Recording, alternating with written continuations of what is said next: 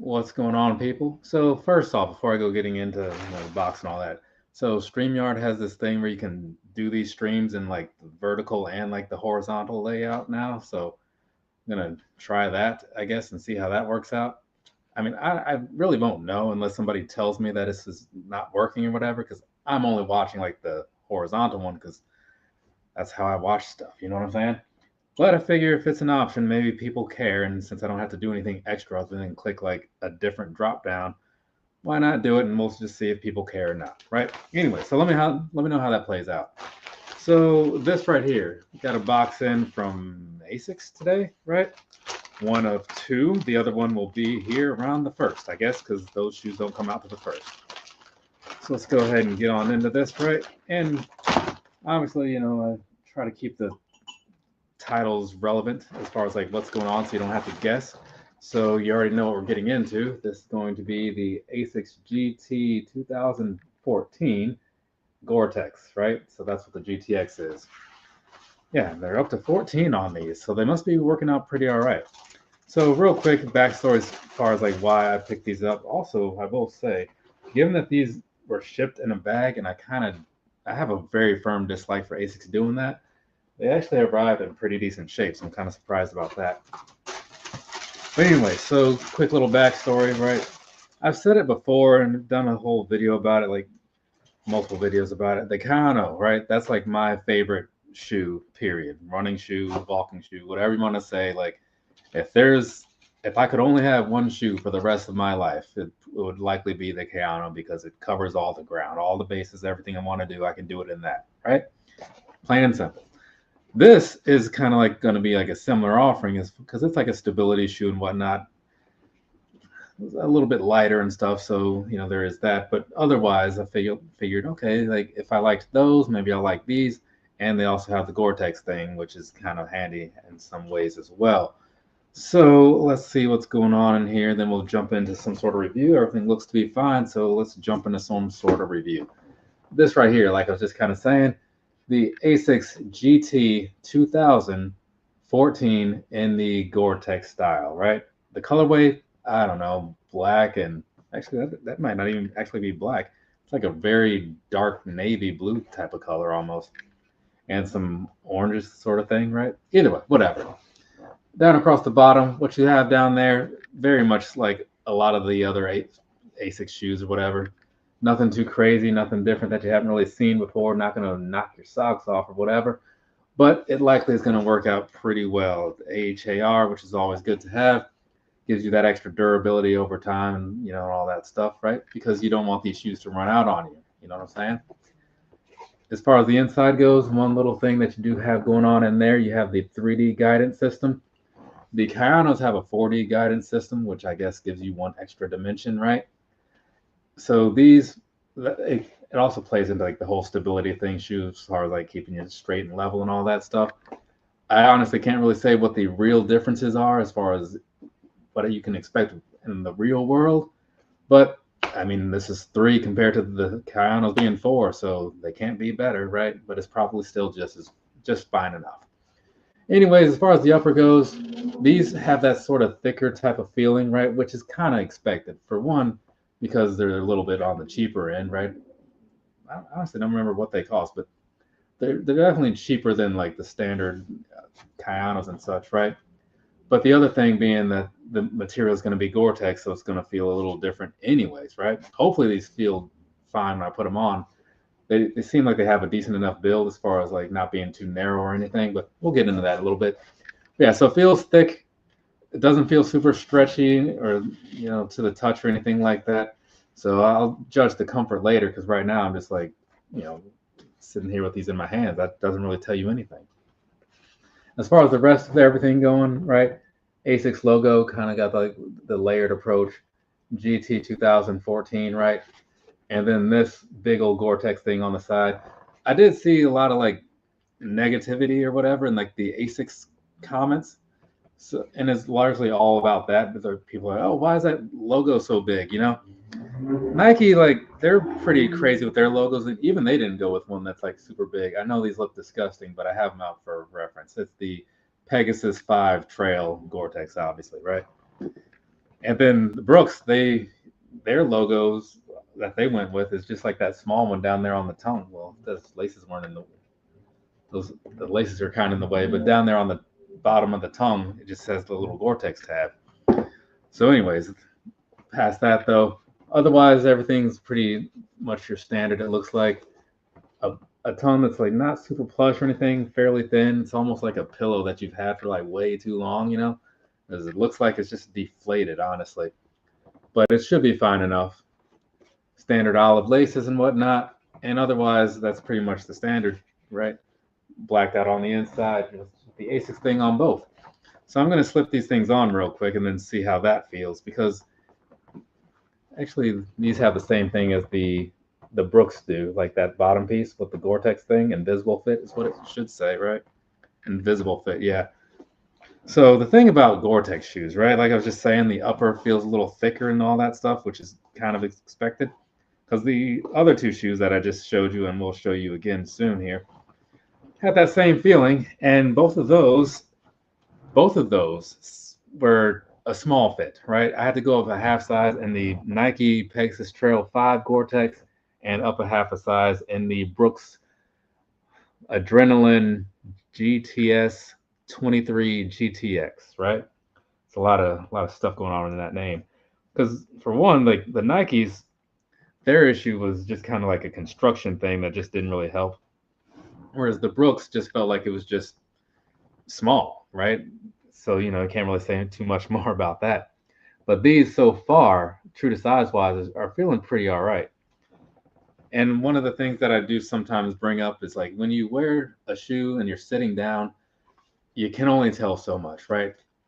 But the thing is, sometimes when you stand up, when you move around, depending on what like the heel drop is like, that can be a factor as far as like, you know, if it's really high, you might feel yourself like you're sliding forward and like all up in the toe box, then you don't feel like you have as much room, right? It's a thing that happens. These, let's see, back end is 36 and a half, front end is 28 and a half millimeters. So that gives that an 8 millimeter drop, right? Which is not bad, right? I like the lower ones like that, you know. I have a lot of sixes for like I think the Ghost Max 2s were a 6, right? And I think the Glycerin Max was also a 6. So that's pretty nice. And a lot of the ASICS things I have seem to sit around an 8, I think. So it seems to be like right there where I would like it to be, which is good. There is a reason that some people like the higher ones or some people like the lower ones. If you're not sure, just go try some stuff on in the store, walk around a little bit, see what kind of feels right for you. Because some things like hurt people's knees, some things make them feel pretty good. It's a whole thing that I'm not going to get into. But either way, so once I get moving around in these, I'll know for sure. But right now, I can at least say that toe box wise, things are feeling pretty decent. Got a decent amount of space towards the front and the side to side. It is it is wide, right? Like it's a wide build shoe. It's not an actual wide release. I'm just saying like the shoe looks like it has like a wide build to it. But you still don't have like a crazy amount of room left to right because again, somewhat of a thicker upper. So it's one of those things that happens. But ultimately it feels like it should be fine. And it's again also not going to be super breathable because of the Gore-Tex thing. As some people may know, the Gore-Tex shoes are made to be like waterproof, right? Which in my experience has held pretty true. So getting back to these other things here, I've worn both of these in the rain, right? So I wore these to a run, whereas I thought the rain was going to stop, and then it just got worse. So I ended up just keeping these on, and I ran in them. It felt good, you know. This is the Adrenaline from Brooks. And one thing I will say was, even though the upper is not going to feel better than like the standard material from like a normal Adrenaline or like a normal Trail 5, it felt fine enough while you were running, right? It's just you will, if you were to think about the differences, yes, you could notice them. But when you're running around in the rain, that's kind of one of like the least things on my mind, anyways. So it worked out pretty well. No water got through, and I was all about it. I wore these to, what was it? It was a trail run in DC. It was like a half marathon, and it had rained so much, so it was not a great time, right? And then I wore them still like the day after that to Warped Tour, and it was raining there. And I remember like standing under this tent and I put my foot out because like there's water running down, and yeah, it all just ran right off. Toes were still super dry afterwards. So big fan of like, you know, the Gore-Tex things. It's just nice to have some extra options in there, right? So if you need like some sort of waterproof shoe, I would consider it. A couple brands are doing it, right? So maybe find something that like fits your style and go with it. Now, one other thing to talk about as far as these goes, right? The midsole. So the midsole on here is going to be Flight Foam Blast Max, right? Now it's labeled somewhere in there, right there at the front end, right? Flight Foam Blast Max, which is kind of making me question how I'm going to feel about these, because both of these are also that same foam, right? So we'll start with these because I believe they came out first. No, actually, no, it didn't. These came out first because these introduced the Flight Foam Blast Max. They're the first ones with it. It was only in the upper layer though. So this is the Glideride Max. The Glideride Max 2 comes out on the first, I believe. Daily trainer, it's plated, right? You can't see the plate in there. It's not carbon or anything. It's probably one of those nylon type things. Either way, it has the Flight Foam Blast Max in it, right? And if you saw the review that I did of these, I didn't have the greatest of things to say, right? They aren't bad. It's just that when I was running in these, they just didn't feel stable, right? Especially now when I was like running fast, you know, like when I was doing like one of those sprint the straights and walk the curves type days, these felt unsafe, to put it like lightly. So wasn't a huge fan of that, right? Otherwise, like they're not bad. They're pretty decent on the comfort, you know what I'm saying? I wouldn't necessarily talk down on them, but when it comes to like, you know, daily trainer plated shoes or whatever, there are some options, and I would probably choose mostly all of them over that one, right? Just saying. And I'm a big Asics guy, but hey, sometimes they just aren't for me. And this right here, also not really for me. The novablast 5 was the first shoe that took the Flight Foam Blast Max. You know, you can't see that because it's kind of just etched into the side, so you can only really catch from the right angle. But this was the first thing they did where they took the Flight Foam Blast Max and put it all throughout the midsole, right? So it's just one big piece. And these, I can't talk down on them as far as like how they work out. It's just that I'm overall not like a big fan of the Novablast series. They work out well if you need something lightweight and speedy. These will do that for you, right? They have a whole bunch of colors. They have a really good price point, but it just comes down to like when I'm out there doing my daily things or whatever, this is a little bit lower on the list, right? I'll still pull them out from time to time because I have them, but it's not one that I was able to get into like a lot of my friends who are like all about the Novablast. So many of them, right? So if you've heard a lot of people talking them up, there's a reason for it. You know, I'm probably in the minority as far as people who weren't really thrilled about it. But it didn't hurt, right? It didn't like hinder my performance. It's just if you've worn like a lot of different shoes, you just get a little picky. You start to know what you like, what you don't. Either way.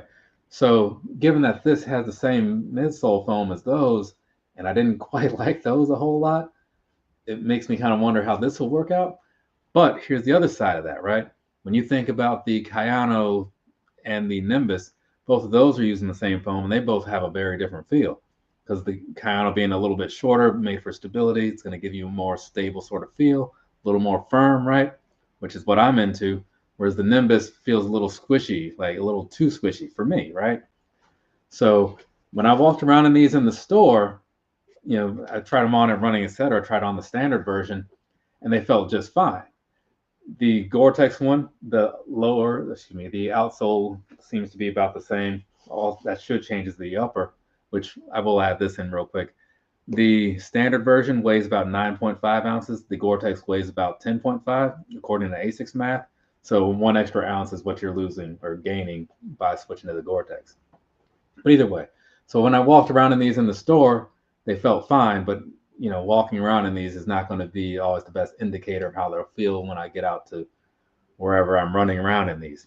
But I'll do the whole review thing at some point. I don't like to go out and run in the rain, but sometimes that's kind of what it takes, right? And usually I just wait for like that to just happen, honestly.